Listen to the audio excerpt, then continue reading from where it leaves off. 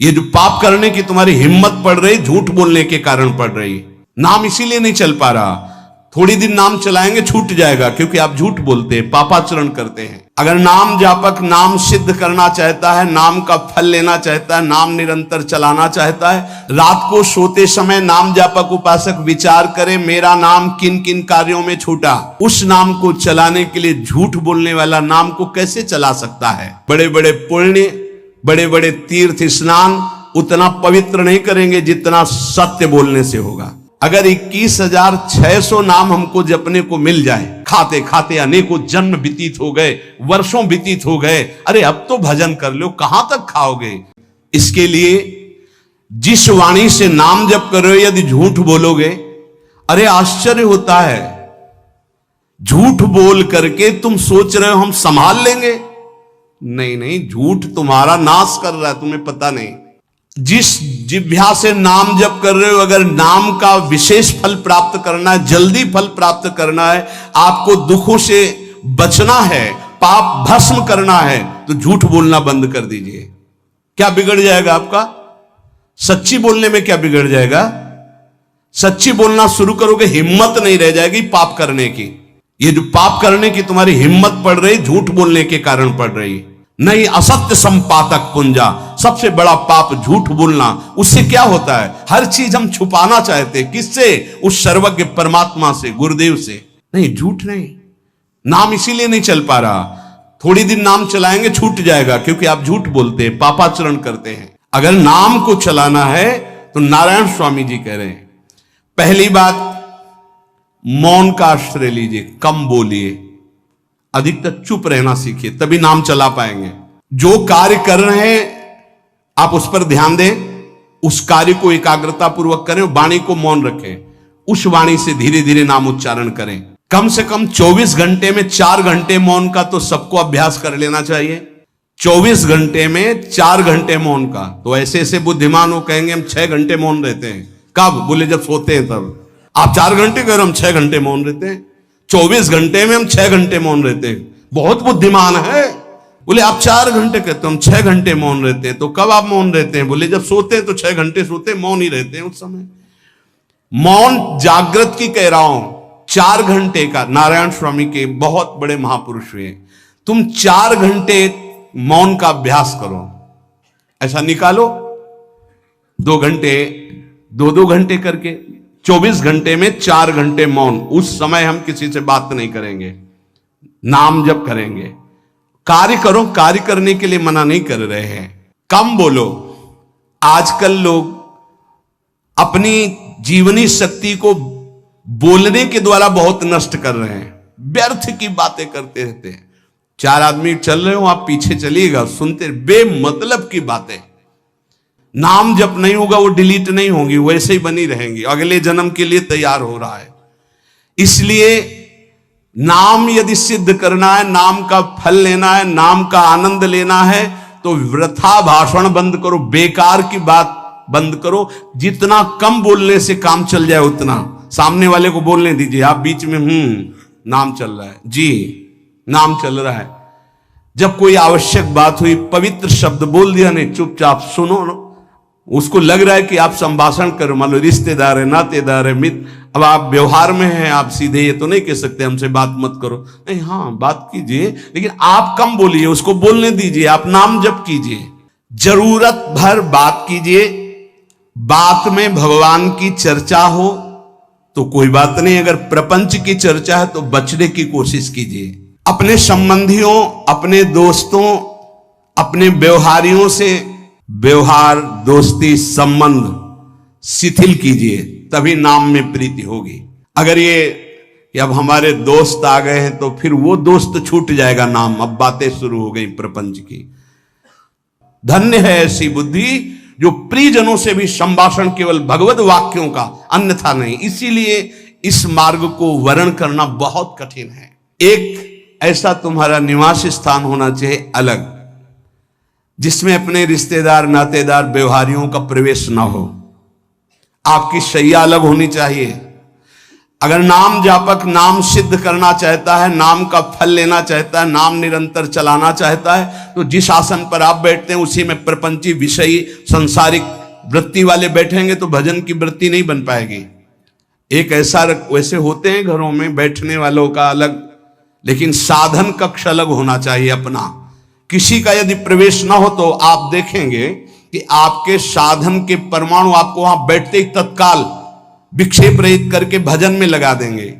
अगर घर में ऐसा कुछ ना हो तो एक आसन अपना अकेला रखिए, जिस पर आप शयन करें वो आसन केवल आपका ही होना चाहिए। अगर वो सार्वजनिक बैठने के लिए ही है, ऐसी व्यवस्था नहीं, तो आसन समेट कर अपना अलग रख दीजिए और दूसरे आसनों पर बैठा लिए, फिर वो आसन हटाकर जब आप शयन करें तो आपका आसन होना चाहिए। इसका बहुत बड़ा प्रभाव पड़ेगा। कोई भी ऐसा दृश्य या पुस्तक ना पढ़ें जो वासनात्मक हो और प्रभु के नाम से आपको विमुख कर दे। अखबार आदि, समाचार आदि, ये हमारे चिंतन को नष्ट करते हैं। अगर नाम जब करना है, निरंतर नाम स्मृति बैठालनी है, एक घटना कई मिनट तक विक्षेप देती है। ऐसा हुआ, कैसे लोग हैं, अब उसमें तो समाचार ही हो रहे हैं, सैकड़ों बातें हो रही, पेपर है तो सैकड़ों बातें लिखी हैं, क्या क्या, अब वो सब दिमाग में भर गई। इतना व्यसन है किसी किसी को पेपर पढ़ने का, समाचार पत्र पढ़ने का, कि सुबह होते ही वो विरह में रहते हैं कि पेपर आ जाएगा। आया नहीं, मिला तो ऐसी एकाग्रता से पढ़ते हैं जैसे वेदांत चिंतन करने वाला वेदांत चिंतन। चश्मा लगा, चाय रखी, ठंडी हो रही, उससे मतलब बीच बीच में चाय और चश्मा से और पूरे दिमाग में वही। अब क्या करेगा, जो पढ़ा है उसका चिंतन बनेगा, वही बोला जाएगा। अब जहां चार मिले तो तुम्हें पता है उत्तर प्रदेश में ये हुआ, मध्य प्रदेश में ये हुआ, चर्चा दिमाग। नाम जापक पूज्य श्री नारायण स्वामी कह रहे हैं, अखबार पढ़ना, दुनिया भर की प्रपंच की जिसमें बातें हैं, ऐसे समाचार, ऐसे टेलीविजन देखना, ये तुम्हारे हृदय में नाम नहीं चलने देंगे, तुम्हारी स्फुरणा को गंदी कर देंगे, बेकार का वक्त खराब होगा। इसलिए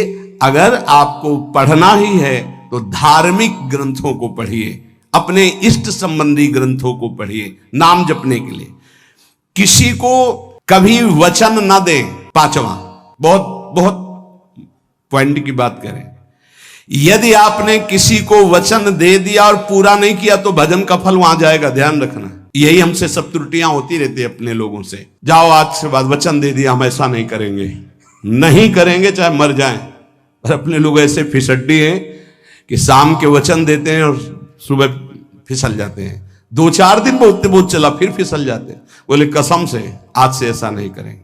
तो आप इसको खिलवाड़ न समझे, आपके सुकृत नष्ट हो रहे हैं, वासना आपके सुकृतों को नष्ट कर रही। दूसरा, जैसे आपने किसी से कहा कि मैं शाम के 5 बजे आ जाऊंगा, तो 5 बजने में 5 मिनट कम होने पर आपको पहुंच जाना चाहिए, 5 मिनट ओवर होने पर नहीं, उसके पहले ही आपको ऊपर। यह संतों के जीवन में देखा गया है। समय का बहुत बड़ा जीवन में अस्तित्व है। अगर आप किसी को समय दें, फिर उसमें प्रमाद स्थिति नहीं होनी चाहिए। 5 मिनट पहले पहुंचिए। समय दिया है किसी को तो 5 मिनट पहले उसको इंतजार ना करना पड़े। रात को सोते समय नाम जापक उपासक विचार करें, मेरा नाम किन किन कार्यों में छूटा, मेरे से कौन कौन सा पाप हुआ, मैंने कौन सी आज गलती की जो नहीं करना चाहिए, और उसे डायरी में नोट करें। नारायण स्वामी कह रहे हैं दूसरे दिन सावधानी पूर्वक वो गलतियां ना होने पावे जो हमने आज की। जब उपासक सत्य बोलना स्वीकार करता है तो उसके हृदय में डर जागृत हो जाता है। ध्यान रखना, डर ये माया के द्वारा प्रेरित है। अगर व्यापार में सत्य बोलेंगे तो पैसा अधिक नहीं आएगा, अगर हम सत्य बोल दिए तो डांट लगेगी, अगर हम सत्य बोल दिए तो सब लोग जान जाएंगे मैं ऐसा गंदा हूं। सच्ची मानिए, सत्य बोलने का नियम ले लीजिए, आप निष्पाप हो जाएंगे, आप महात्मा बन जाएंगे अंदर से, कोई भी पापाचरण आपके जीवन में नहीं रह जाएगा। भगवान का नाम सत्य है, उस नाम को चलाने के लिए झूठ बोलने वाला नाम को कैसे चला सकता है। सत्य बोलने से यदि तुम्हारा नुकसान हो रहा है तो तुम सह जाइएगा। नारायण स्वामी कह रहे हैं उससे बड़ा लाभ आपको श्री भगवान प्रदान करेंगे। आप सत्य बोलिए। आजकल भगवान पर विश्वास नहीं, इसलिए झूठ पर विश्वास है। कलयुग की ऐसी प्रेरणा है कि सब झूठ बोलने लगे हैं। कोई डरता ही नहीं झूठ बोलने में, पूरा का पूरा। जैसे नहीं कहते कुछ तो सत्य होगा, ऐसे ऐसे महानुभाव हैं कि 100% झूठ बोल जाते हैं, 100%। धन्य है मोबाइल जो झूठ बुलाने में बहुत प्रवीण है, बहुत प्रवीण है। अरे भाई हम नहीं मिल सकते, आज हमारा मन नहीं है, खत्म खेल हो गया, सत्य बात है, नहीं मिल सकते आपसे, मत उठाओ फोन। अगर तुम्हें झूठे ही बोलना है तो फोन क्यों उठाओ? नहीं बोलेंगे, नहीं उठाएंगे तो समझ जाएगा कि उनकी रुचि नहीं। ये झूठ क्यों बोलना, सत्य बोलो। झूठ से यदि आप बच गए तो आपके जिह्वा पे नाम निरंतर चलने लगेगा। ये झूठ ही नाम नहीं चलने दे रहा। असत्य आचरण, छुपाने की वृत्ति, असत्य भाषण, ये नाम में प्रीति नहीं। किसी को भी फुसलाने के लिए झूठ मत बोलिए। सत्य बोलने का अभ्यास कर लिए तो पापी जीव भी महात्मा बन जाए। सत्य आवश्यक है। एक बड़े कागज पर ऐसी जगह लिख के रख लो जहां तुम उठते बैठते देखते हो कि मुझे सत्य बोलने का नियम लेना है, झूठ नहीं बोलना है। सत्य साधन कर लो, फिर देखो नाम कैसे चलता है। तपस्या, बड़े बड़े पुण्य, बड़े बड़े तीर्थ स्नान उतना पवित्र नहीं करेंगे जितना सत्य बोलने से होगा। पर बहुत कठिन है इस समय सत्य बोलना। मतलब बात बात पे असत्य का ही वर्ताव हो रहा है, असत्य का अच्छा, ये कोई संसारी आदमी में नहीं, कुछ ऐसे होंगे जो सत्य की वार्ता करते नहीं। प्रायः क्या जाता है, झूठ बोलने में बोल दिया और सामने वाला राजी हो गया, हम निकल गए। लेकिन सत्य ना होने के कारण आप में सत्य आचरण, सत्य स्वरूप भगवान का नाम, भगवान को कहा गया सत्य नारायण, वो नाम नहीं चलेगा। भजन करने का पहला साधन है सत्य बोलना। जबान से सत्य बोला जाए और भजन की संख्या प्रारंभ में जरूर लेनी चाहिए। यदि 10 माला का नियम लिया, 20 माला का नियम लिया तो उसे निर्वाह करो। जैसे यहां शरणागति मंत्र मिलता है तो 11 माला प्रारंभ में दी जाती कि आपको करना ही है, ज्यादा हो जाए वो ठीक, 11 से कम वो कभी जीवन में नहीं। अपने जीवन में गुरु आज्ञा 11 माला तो करनी है, हर समय करना है। पर ये मन थोड़े दिन तो नियम में चलेगा, इसके बाद छोड़ देगा। दीक्षा तब लेनी चाहिए जब गुरु आज्ञा पे चलने की हिम्मत हो, नहीं तो ऐसे ही नाम जपो करो। जब नियम मिल गया 11 माला तो चाहे प्राण निकल जाए, हमको 11 माला पूरे करने, प्राण निकलने तक गुरु आज्ञा का पालन करना है। यदि आप नाम जप अधिक मात्रा में नहीं करेंगे तो जो आपको नाम मिला है उसका फल आपको अनुभव में नहीं आएगा। क्यों? क्योंकि नाम का हिस्सेदारी होती, भजन की हिस्सेदारी होती। जैसे किसी ने प्रणाम किया, वो भजन लिया। गृहस्थी को इसीलिए मना किया कि रास्ते में परिक्रमा मार्ग में हलवा पूड़ी ये सब बट रहा है, हाथ मत फैलाओ। वो दान कर रहा है, सुकृत कर रहा है और कोई दूसरे ले विरक्ता दी। आप अपने भूख मिटाने के लिए 4 रुपया के चना लेके भले पालो, लेकिन दूसरे के द्वारा दिया हुआ हलवा मत पाओ। यहां धाम आए हो, भगवत कमाई करने आए हो, यहां नाम जप करो, कष्ट सहकर परिक्रमा दो। हो सके 4 रुपए की वस्तु लेकर के आप पशु पक्षियों को पवा दो, किसी एक का पेट भर, तुम मत पाओ दूसरे का। तुम चाहो तो उपवास कर सकते हो या प्राण पोषण के लिए रूखा सूखा थोड़ा खा लो। ये दूसरे के आराम से धाम में हम आए 2-4 दिन खूब खाए पिए नहीं, भागीदारी हो जाएगी तुम्हारे पुण्यों की। वहां ऐसे फ्री नहीं है कुछ।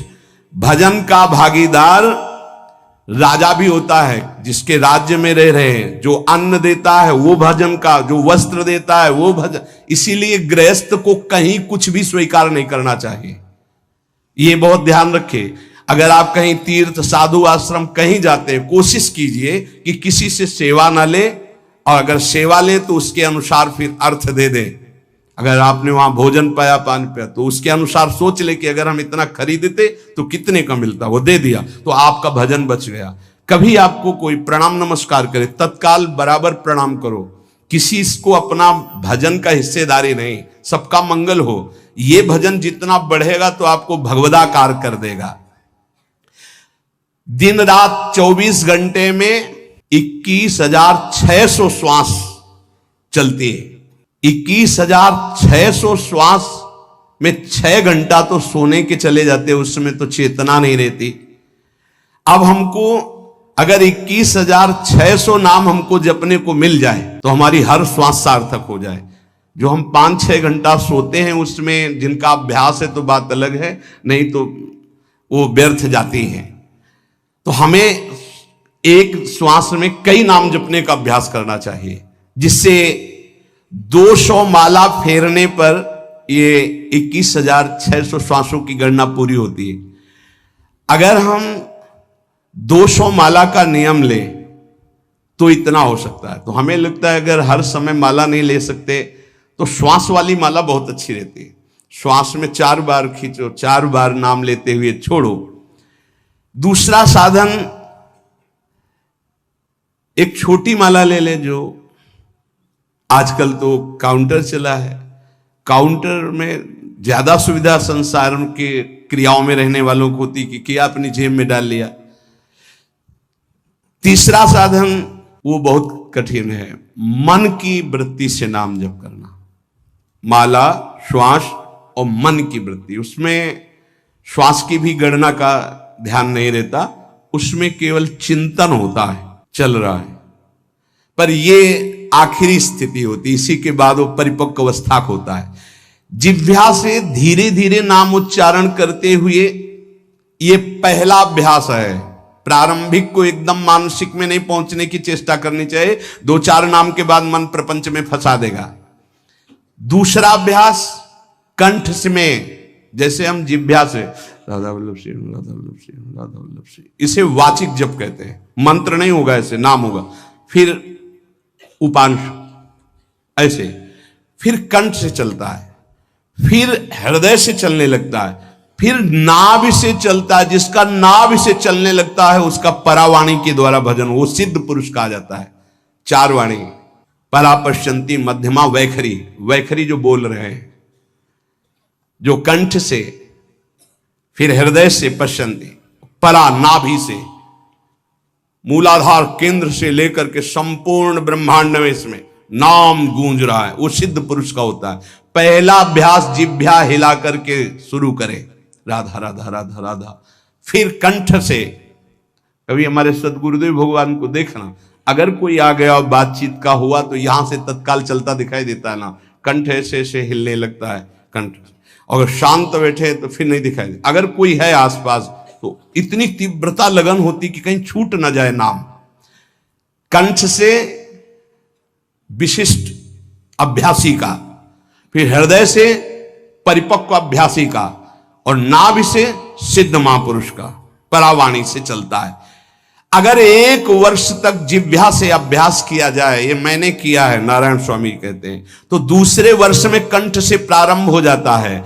2 वर्ष कंठ से चले तो अगला हृदय से प्रारंभ हो जाता है, और हृदय से 3 वर्ष चले तो फिर नाभि से 7 वर्ष में नाम सिद्ध हो जाएगा। अगर नियम पूर्वक झूठ ना बोले, सत्य आचरण करे, ऐसे नाम जप करे। हम ये कहते हैं कि चलो थोड़ा धीमे ही सही, पर 12 वर्ष में तो आपको सिद्ध हो जाना चाहिए। 12 वर्ष, यहां बोले 30 वर्ष के, 50 वर्ष हो गए साधन करते हो, ज्यों कहते हो कोई परिवर्तन नहीं। इसका मतलब अंदर से नाम नहीं चलाया जा रहा, नाम में रुचि नहीं। 12 वर्ष में तो भगवत साक्षात्कार करके जागृत स्वप्न सुषुप्ति अवस्था पर विजय प्राप्त कर लेता है साधक। ऐसा ही स्वामी जी ने किया। नारायण नारायण नारायण नारायण नारायण, ऐसी सिद्धावस्था हो गई थी। एक टाट की लंगोटी, एक रस्सी कमर में, बस। बड़े ही उच्च कोट और बहुत बड़े अरब खरबपति घर के बालक थे। सारी सिद्धियां उसके पैरों में लौटने लगती हैं, जिसका नाभि से भजन प्रारंभ हो जाता है, परावाणी से। अजपा जाप उसे ही कहते हैं जो नाभि से होता है। अजपा जाप करने वाले उपासक में जो अजपा जाप करने की चाह रखते हैं, पहला भोजन पर ध्यान दे। सात्विक भोजन, पवित्र भोजन। भाई नाम का स्वाद नहीं मिला तो कुछ लोग जो है बहुत प्रसन्न होते हैं जब सांसारिक पदार्थ आता है। बड़ी कृपा श्री ठाकुर जी की रही है कि इस विषय पर जो है बहुत परिपक्व किया है। रोटी नहीं मिली, ये रबड़ी रसगुल्ला की तो बात जाने दो। गंगा का किनारा, गांव में जाना नहीं, जो आकाश वृत्ति से वो आ जाए वही। आप लोगों को तो रोटी तो मिल रही है। पहला नाम सिद्ध करने के लिए भोजन सात्विक और थोड़ा, अगर एक समय पाके निर्वाह कर लो तो अच्छा, नहीं तो 2 समय। 3 समय पाने का तो अधिकार ही नहीं साधक को। भगवान की बड़ी कृपा है, जब भूख थी तब था नहीं, और जब है तो भोजन नहीं पा सकते। वो बड़ा लीला बिहारी है। जब भूख थी तब भोजन नहीं, और जब भोजन है तो नियम कानून इसके लग गए हैं, ये इतना इतना। दूसरा, पहला भोजन पर पवित्र। देखो, नाम जप के लिए बहुत आवश्यक है। यही जीवन है कि अगर आप नाम जप करने लगे तो हमारा बोलना, हमारा जीना सार्थक हो जाएगा। अगर नाम जप आपको करना है तो पवित्र भोजन होना चाहिए। 2 टाइम भोजन पाना है तो थोड़ा थोड़ा पाओ, पेट ना भरने पाए, ऐसा ना लगने की वजन बढ़ गया है। वजन बढ़ गया है तो भजन घट गया है, वजन घट गया है तो भजन बढ़ गया है। देखो, तुम्हारे संसारिक संबंधी माता पिता चाहेंगे कि तुम्हारा चिकना शरीर होना चाहिए, हष्ट पुष्ट होना चाहिए, लेकिन हम चाहेंगे कि तुम्हारा भजन पुष्ट होना चाहिए, भगवदाकार वृत्ति होना चाहिए। शरीर तो आज है, कल नहीं रहेगा, चाहे जितना चिकना कर लो। संसारिक माता पिता के प्यार में और गुरु के प्यार में यही अंतर है। वो आपके स्वरूप को पुष्ट करेगा तो शरीर तो अपने आप, मन प्रसन्न है तो वो स्वस्थ है, अस्वस्थ होने पर भी स्वस्थ है। अगर शरीर स्वस्थ है और काम वासना है, नाना प्रकार की चिंताएं, ये थोड़ी माता पिता दूर कर पाएंगे। वो तो तपस्या और साधना से ही दूर होती है, ध्यान रख लीजिए। अधिक भोजन पाना, शरीर को बहुत पुष्ट बलवान कर लेना, तो हर इंद्रियों को भोग देना पड़ेगा आपको। वो कोई तपस्वी होता है, जो तपस्वी होता है वो संयमी होता है, जो संयमी होता है उसके चर्बी नहीं होती, ध्यान रखना। युक्ताहार विहार से, प्राण पोषण के लिए केवल शरीर में अन्न जाए तब नाम में प्रीति होगी। खाते खाते अनेकों जन्म व्यतीत हो गए, वर्षों व्यतीत हो गए, अरे अब तो भजन कर लो, कहां तक खाओगे? ये नरक कुंड है, डाला विष्ठा बन गया। नींद, एक नियम बना लो कि इतना ही सोना है। पता नहीं सोने में कौन सा सुख, नींद में केवल एक बात का सुख होता है, आपका संसार का चिंतन नहीं होता, तो आप जो शांत रहते हैं वो सुख होता है, लेकिन वो तमोगुणी सुख है। अगर आप जागृत में संसार का चिंतन न होने दें और भगवत चिंतन कर रहे हैं तो आप महापुरुष हो जाएंगे। सो सो के जीवन क्यों बर्बाद करते? एक टाइम रखिए सोने का, बस। ये कोई तुम्हारा सुख नहीं है, ये तमोगुणी सुख है। निद्रा आलस्य प्रमादोत्तम तत्तामस मुदाहृतम। और एक बात समझ लो, यद तज्ञे विस्मि परिणामे अमृतोपमम। जिसमें विष जैसा शुरुआत में लगता है उसका परिणाम अमृत होता है, और जिसकी शुरुआत अमृत जैसी लगती है उसका परिणाम विष होता है। प्रातःकालीन उठ करके सत्संग में आना विष जैसा लगता है, लेकिन उठ के आ रहे हो तो इसका फल अमृत होगा। ब्रह्म मुहूर्त में सो रहे हैं, जीवन बर्बाद कर रहे हैं, अरे ब्रह्म मुहूर्त में उठिए, स्नान कीजिए और सच्चिदानंद भगवान में चित्त को जोड़िए। ये विष जैसा लगता है, परिणाम अमृत जैसा होता है। तीसरा, 24 घंटे में 1 घंटे का तो एकांतवास करना सीख ही लो, चाहे गृहस्थ हो चाहे कोई भी हो। 1 घंटे हमसे कोई बात नहीं करेगा, अपने दरवाजा बंद, थोड़ा 1 घंटे कोई ऐसा समय निकालो जिसमें चित्त को केवल श्री कृष्ण से जोड़ो, प्रियाजू से जोड़ सको।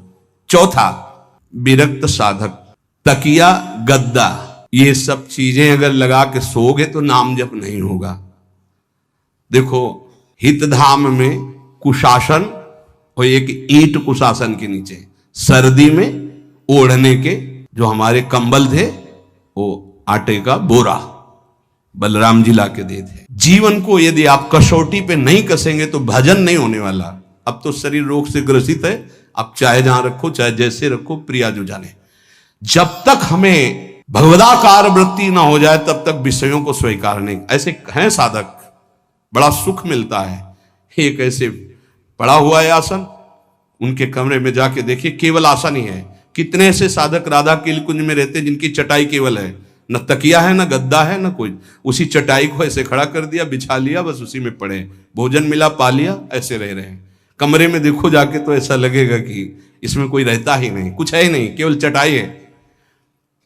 तकिया गद्दा विशेष विलासिता की वस्तुएं तो नाम जप नहीं होने वाला, ध्यान रखना।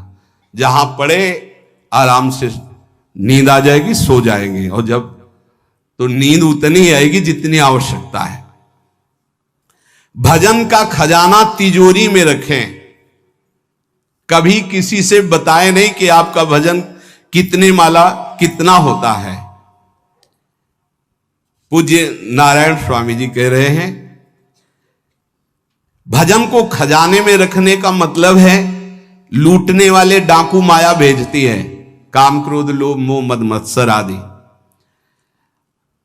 और प्रिय गृहस्थ भगत आदि। कैसे प्रिय गृहस्थ? स्वामी जी अब ये सब आप ही कहा है, बहुत बीमार है, आप देखना।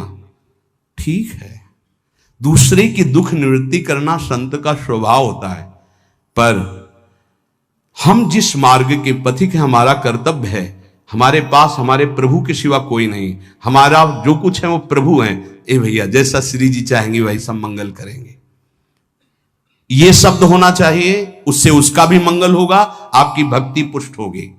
कभी भी जो गृहस्थ में भजन करता है, किसी भी तरह का किसी से भी कोई प्रतिग्रह ना ले, नहीं ले लो ये लो ही बढ़िया है, रख लो, नहीं महाराज हमारा ये मार्किन का गमछा ही काफी है हमारे लिए, नहीं नहीं नहीं, ये प्रसाद पाक, हाँ इतना किनका दे दीजिए, भगवत प्रसाद है, ये हमारे लिए पर्याप्त। गृहस्थी में अगर आप भजन करते हैं तो अपने भजन को बचाने के लिए किसी से भी दान पुण्य, किसी का भी बट रहा है वो स्वीकार न करे, किसी से प्रणाम नमस्कार, किसी से अपनी सुविधा सेवा स्वीकार न करें। और जो विरक्त है उसको ध्यान रखना चाहिए कि हमारा जीवन केवल जगत मंगल के लिए विश्वेश्वर भगवान को समर्पित जीवन है, ना हम किसी को शाप दे सकते हैं, ना किसी को वरदान दे सकते हैं। सेवक स्वामी की इच्छा को देखता है, ऐसा ऐसा, हाँ प्रियाजू की जैसी इच्छा होगी वैसा, नहीं आप ऐसा नहीं, प्रियाजू का बस जबान से कभी ना किसी के प्रति शाप का, और ना हरिराम व्यास जी ने कहा है कि शाप और वरदान हमारे स्वामी की, तो हमें हर बार में यही बोलना है, जैसी प्रियाजू की इच्छा, जैसी श्यामाजू की इच्छा। नहीं आप कुछ कह दीजिए तो राधा राधा राधा, नहीं कैसे मंगल होगा, आशीर्वाद दीजिए राधा राधा राधा, बहुत संभाल के। महात्माओं को इस बात में सावधान रखना चाहिए कि ये माया ममता का रूप धारण करके तुम्हारी तिजोरी को खाली कर देगी। खजाना लूटने के लिए माया बहुत अनुभवी महापुरुष है, सेवक के रूप में आती है, खास सेवक बनकर। आज तक जहां दगा हुआ है तो खास से हुआ है। जब वृक्ष कटने लगे तो आपस में बात की, भाई ऐसा कौन आ गया जो हमें काट सकता है? बोले हमारा कोई मिल गया। तो कुल्हाड़ में जो बेट है ना, बोले मिल गया कोई हमारा। खास बन करके आती है माया, सेवक सेविका रूप लेके। बहुत अनुभव की बात महापुरुषों की, मान लीजिए विरक्त जनों के लिए खास बात है। सेवक सेविका रूप रख करके माया आएगी। इसके बाद अगर आपने स्वीकार किया, फिर तुम सेवक होगे, वो स्वामी होगी। समझ रहे हो? बहुत अंदर से इस बात को समझ लीजिए। अगर आपको भगवत प्राप्ति करनी है तो जब तक शरीर में श्वास रहे सेवा मत स्वीकार करना किसी की। कपड़ा धुलाना, खाना पीना, भीख मांग के खाओ, भिक्षा अन्न, या आकाशवर्ती से जियो, जैसे मना। ना कपड़ा धो पाओ तो उतने पहनो जितना धो पाओ। किसी को अपनी सेवा में प्रवेश मत होने दो। अपने शरीर की सेवा, अपने जीवन की सेवा जब तक श्वास है तब तक स्वयं करो, नहीं तो तब लग जोगी जगत गुरु, जब लग रहे निराश, जब आशा मन में भई, जब गुरु और जोगी दास। इसलिए होश में परमार्थ के पथिक को कभी किसी की सेवा नहीं लेनी चाहिए, कभी किसी को सेवक नहीं बनाना चाहिए। भगवत भाव से नेकी कर दरिया में डाल, उपदेश दे दिया, चल अपने मार्ग में। जीवन की ये बात हमारी अनुभव की मान लीजिए। अगर निर्विघ्न पंथ निर्वाह करना है तो कभी किसी को यहां सेवक न बनाया जाए। सेवक सेविका के रूप में स्वीकार करने वाले साधु का हृदय आग की तरह जलने लगता है। जो जिंदगी भर निश्चिंत और निर्भय रहा, उसे भयभीत और चिंतायुक्त होना पड़ता है। अपने भजन को खास तिजोरी में रखे, अपने में जो सिद्धियां जागृत हो कभी प्रकट ना होने दे, उनका कभी प्रयोग ना करे। एक एक शब्द पर ध्यान देना। उसी को भगवत प्राप्ति होती है, जो अपनी सिद्धि को प्रकाशित नहीं करता। ये माया त्रिशंकु की तरह लटका देती है, न स्वर्ग में न भूमि में। देखो सेवक जी महाराज कहते, ऐसे न वैसे रहे मजरे ढो पाछलियो जो करी निर्भाषित, न परमार्थ के न व्यवहार के। ये गांठ बांध लो, हाथ जोड़ के कह रहा हूं, सेवा के भाव से माया प्रवेश करती है और स्वामी भाव को रौंद करके सेवक बना लेती है। फिर जैसा चाहती वैसा नाच नचाती है, कोई भी हो। इसलिए होश में, यदि भगवत मार्ग में चले हो तो कष्ट सहो, शरीर की स्वयं सेवा करो। सौभाग्य मत मनाओ कि कोई तुम्हारी सेवा कर रहा है, दुर्भाग्य है जो तुम सेवा ले रहे हो। हाँ, अब शरीर इस काबिल नहीं तो श्री जी जैसा जाने वैसा। जब तक पानी उठा के पीने लायक हो तो किसी से पानी मत मांगना, किसी को अपना मत बना लेना। जब तक भगवत साक्षात्कार ना हो किसी को शिष्यत्व में मत स्वीकार कर लेना, नहीं तो बात समझ लेना, आगे खुद आपको समझ में आ जाएगा। किसी भी तरह से अपनी तिजोरी को ना खुलने देना तो भगवत साक्षात्कार हो जाएगा। बोले नहीं, हमारा तो परहित की भावना और प्रचार करना है, तो है क्या तुम्हारे पास प्रचार करने के लिए? परहित की भावना के लिए है क्या तुम्हारे पास? जब तक सर्वत्र श्री कृष्ण का अनुभव नहीं हो जाता तब तक उसमें कोई सामर्थ्य नहीं होती। और जब सर्वत्र वासुदेव का अनुभव करता है तो उद्धार किसका करना है? विचार करके देख लीजिए। फिर वो स्वांता सुखाए तुलसी रघुनाथ गाथा। इसलिए भजन के खजाने को बचा के रखो। रूखा सूखा टुकड़ा खा करके गंगा जल यमुना जल का आचमन करके जीना सीखो। अच्छे अच्छे पदार्थ सामने होने पर वही पदार्थ स्वीकार करो जिससे तुम्हारी जिह्वा रुचि ना कर पावे। ये दुष्ट है, इस दुष्ट को दंड दो। नारायण स्वामी जी ने कहा है, आगे हमने कल चिंतन में पढ़ा था, कह रहे हैं कि हमने इसको कैसे वश में किया। जहां गरम जलेबी बनती थी वहां खड़े हो जाते थे, कहते देखो कितनी बड़ी हाल है, नहीं मिलेगी तुझे, चलो। पूरी बाजार में घुमाते थे और कहीं भी इसको नहीं। और अगर संयोग वसात मिल जाती थी तो गंगा जल में फेंक देते थे। हरिद्वार में नारायण स्वामी जी गंगा जल में फेंक देते। हाँ, बहुत बढ़िया मीठी, ये ले। अपने हृदय को पावन रखने के लिए, इसी जन्म में भगवत प्राप्ति के लिए आहार को सुधारा जाए और निरंतर नाम जपने का अभ्यास किया